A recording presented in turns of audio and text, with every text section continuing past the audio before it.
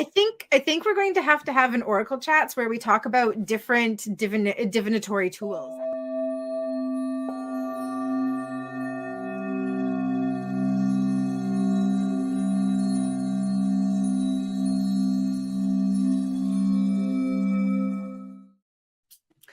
Hello, everyone. I was just watching a thing on onyx. Cool. Have you heard the throwing stones that were onyx? They're in the Jewish faith. No, I didn't even know that they had throwing stones. I think they're Omen and Thurman. And it was funny because I was watching a documentary on it, and this documentary is very Christian based. Not once did they call them runes. They actually refer to runes as sticks the Vikings used to throw. And I was like, wow, this is really disrespectful. Yeah. Disrespectful. Yeah. I mean, interesting because some of them were made of wood, but they weren't sticks. They weren't sticks. They're carved. My husband has carved his own runes and carved me witches' runes. Wow. Yeah, I'm spoiled. That's so cool. That's amazing. That's awesome. Really cool. I didn't even know there was witches' runes. And what I find out too within the witches' runes, the symbol I use for my business, it's in them. No way. It's a symbol for Brigid too. And I didn't realize that. Isn't that something? We're going to have an Oracle chats where we talk about different divinatory tools. And I think that you could bring excellent idea. I think we'd have so much fun. I love talking about different tools that we can use to tap into intuition. Because there are so many, and so many people that I read that I talk to them about, because some people only know about tarot. Yep. When it comes to cards, there's so many different types of cards. Yep. For some reason, when I read people and they show me different modalities, they show me the pendulum. Interesting. Yeah. So I don't usually see that as a modality because I see it not like the Ouija board, but in the same sort. Like when I use my pendulum and I ask a question, I don't really follow the advice. Do you? So let's talk about pendulums because I love this topic. So pendulums are a form of dowsing. So that puts them in the same realm and category as muscle testing, sway testing, dowsing rods, witching rods. And they are a visual representation of your subconscious or of your intuition. They aren't generally moved by like spirit. So they would definitely be different from Ouija board because Ouija is spirit, or I've had Ouija experiences with angels. I had a lot of Ouija experiences with angels. Really? And I've only ever experienced human beings pushing the Ouija. Can I tell you a Ouija story? Go right ahead. Amazing. So when I was oh dear. So my Ouija, if I can share, the Ouija was pretty significant for me when I was 14. Again, like this was a time when I was really opening things up and I was experimenting with cards and learning cards, and a girlfriend and I would have sleepovers and we would do the Ouija until like 3-4 o'clock in the morning or sometimes later. And so I would write down all of the messages that we had coming up, and the Ouija would tell me that it was an angel that was coming in. I'm like, oh, that's really cool. Didn't know anything about it at the time. And looking back at the messages that I got, keeping in mind that this was back in 1994, and I was told that I was going to meet my partner online. At that point, online was a printer. Remember the dot matrix printers with the paper and you had to rip the things down? Do I remember them? In 1994. I was not 14. So yeah, I remember them. Yeah, the dot matrix printers. My university career. Yeah, they were. I think I printed one paper for university on the dot matrix printer because we didn't have the other one up. All attached to each other too. Yeah, and you had to print. You had to pull off the tabs. So yeah, like online meant that the printer was going to work, and offline meant that it wasn't going to work. I'm like, what does that mean? I'm going to meet a guy through a printer? Okay. Well, okay. See, and I have a very different reaction to Ouija boards. One was Yeah. actually brought into this house, and I put it outside the house, and I got rid of it immediately. Yeah. Which is weird. Now, when I look at it, I think, well, the Ouija board does not carry evil. Mm-hmm. The person using the Ouija board could instill evil, but Mm-hmm. I still didn't want it in my damn house. Yeah. Actually. Well, I think one of the things that's important to recognize if you are going to go into that realm is that it's important to make sure that you're safe, that you put up rules and boundaries around who can come in. And I don't know how we came to like thinking about this, but we set those boundaries before we started. And so we never had negative experiences with the Ouija board. Okie dokie. And actually, most people who do Ouija board are hoping to get some sort of evil spirit. So that could be part of the problem too. Alice Cooper was the young girl that the band would connect with through the Ouija board. Really? Fournier, the lead singer, took his name, and that is why he is known as Alice Cooper. Really? I had no idea. I did a report on Alice Cooper once in high school. So that's why I know that. Because I like to do reports on things that would piss off my teachers. So. all of these high school references coming in. Oh man, we could do a whole thing on my high school. Corrine asked yes or no on Waterford crystal pendulum. Well, beautiful. Smashing. That's snazzy. That's I use awesome. it as a pendulum. I'll show people all the time if I have a necklace on. Yep. With a pendulum. Yep. And that's actually what I say to them. I say, if anything, know that it's your inner power. Absolutely. That I can say round and round, and it'll go round and round. Mm-hmm. It's so cool. Oh yeah, we totally have to do a whole show on the extras, on the tools and stuff, because there's so much. I teach courses that are several hours long about each of these different things. It is so much fun. There's so much to talk about. We should do it. Yes. Oh, the spirit board. Yes, I use this. It looks exactly like a Ouija board. Oh, so do you use it with a pendulum? Yeah. And Beautiful. It came with the pendulum. And I got it at Lobelia's Lair, which is now called Aura. I haven't Aura something. I haven't been down in a long time, but it's in the old city quarter in Nanaimo. Yeah, Lobelia's Lair was kind of like a lair. Yeah, it was really witchy. It was really cool. White.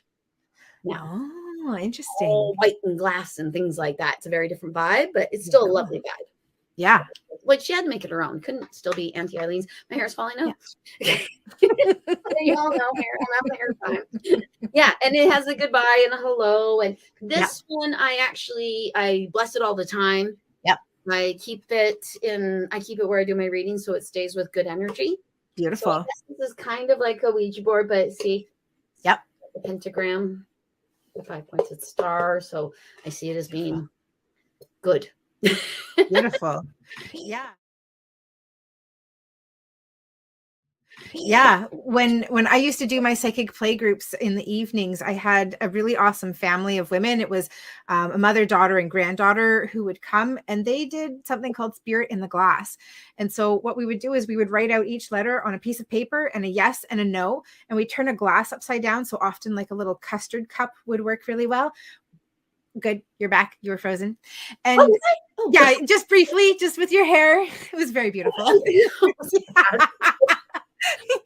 And you'd put a finger, each person would put a finger on the glass. So it's very similar to the Ouija board idea, only you still had other people, and it was something that we made with paper, and it worked beautifully.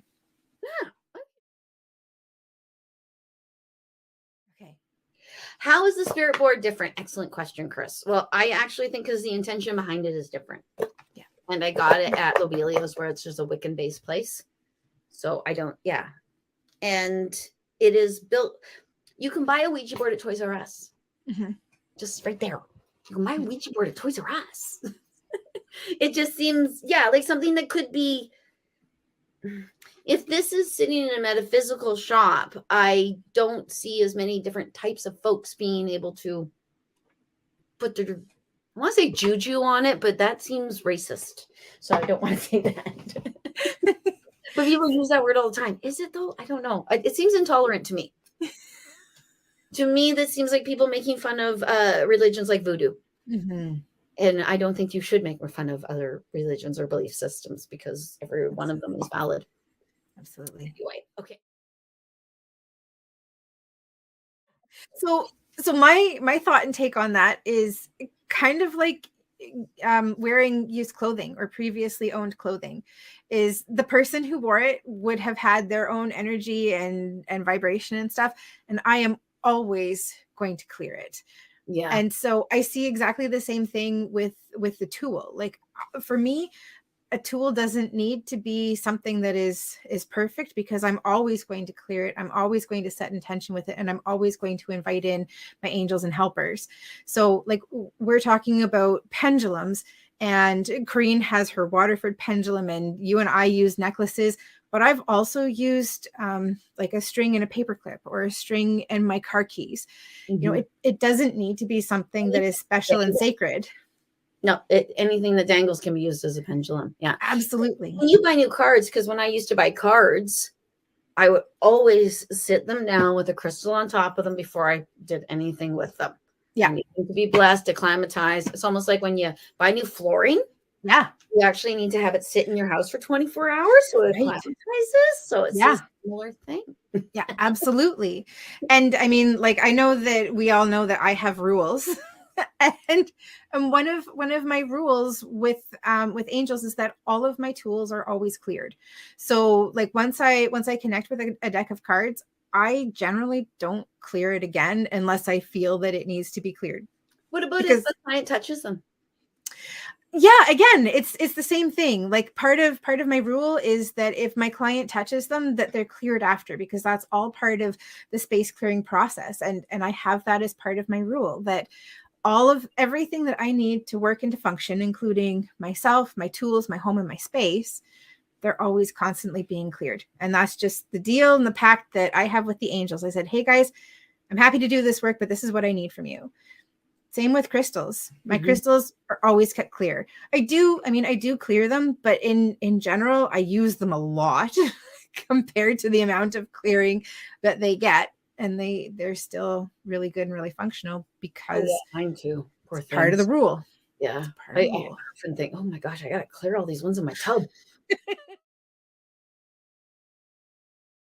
I agree with you. And I think Corrine may have lost her Swarovski crystal pendulum in the park. Oh no. Which means that she's going to get it back another way, or that wasn't the right pendulum for her.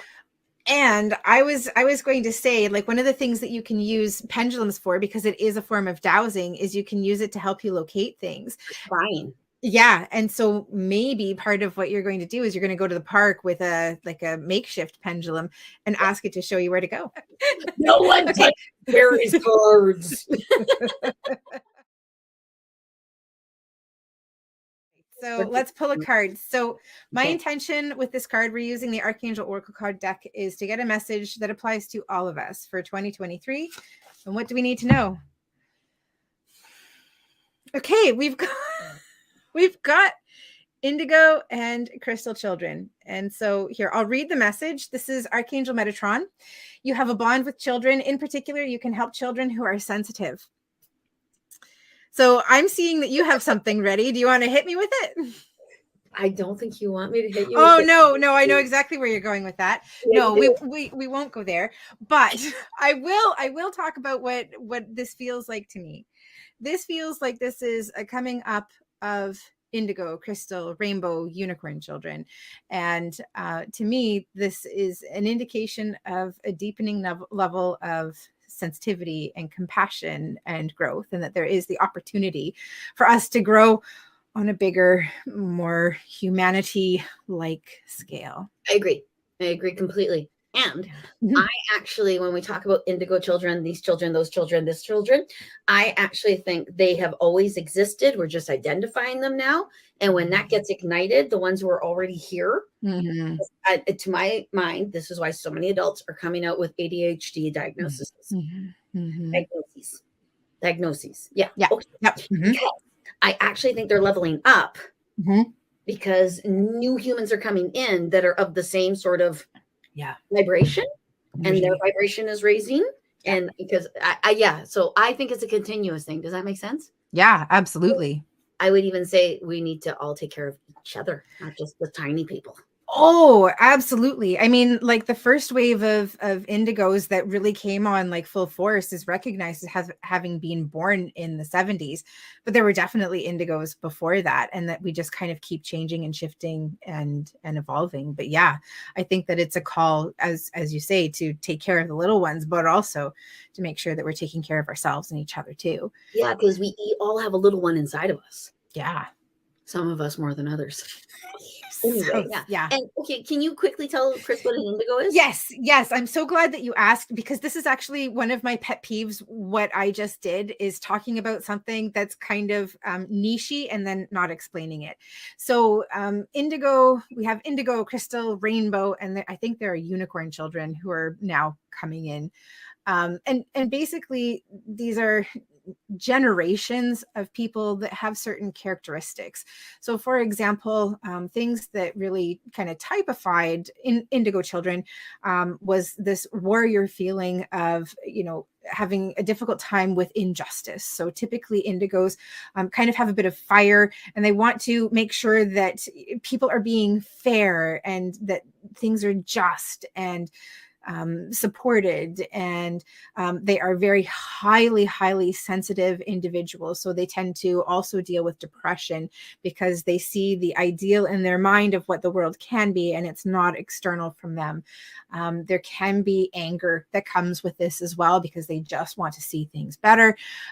They tend to be highly intuitive, highly psychic, and some indigo children also have a very high like electric energy to them. And so when they get a lot of shocks when they touch electronics, the electronics go kind of funky. When they walk under street lights, the street lights will sometimes go out. I mean, this is pretty extreme. Yeah. not electrocuted all the time. Not all indigo children experience that. Obviously, not all indigo children experience all of those things. But yeah, they're kind of, I'm hearing way shower coming up, and also the breaking of generational cycles. Typically, you'll see a lot of indigo children really focusing on that. Rainbow children, rainbow is next, is the following generation. So there can be overlap. There's no like cut and dry. You were born in this time, so you're indigo, and you were born in this time, so you're rainbow. For example, I was born in 1980, and they saw that there were a lot of indigos who were still being born into the 80s, but I don't identify with that. I have more of the characteristics of rainbow children. So rainbow child will have similar types of psychic ability, will have similar feelings of injustice, but they tend not to go into anger. They tend not to go into warrior. They feel things really deeply. They're looking for ways of peace. They're focused on love and support. And crystal children come through with like purity. Like there isn't, it's almost like they're born without ego. It's really quite something. So we are starting to see more of that crystal child energy coming through. Okie dokie. It's an indigo thing. My goodness. Yeah. We should do our namaste. Yeah, do our thing. Namaste. Thanks, Chris. Thanks, Chantel. Love you guys. Bye. Yeah, and just to put it out there, I better go first so that you can talk to me, because you're the medium, right? Well, yeah. I'll make it so you can. You'll be like, why do I keep swearing? I don't want to keep This isn't me. I think I've been possessed by Bobbi. I keep grabbing my boobs. I want a Bobbi in me. I grab my boobs all the time. Anyway. Oh my gosh, it's already happened.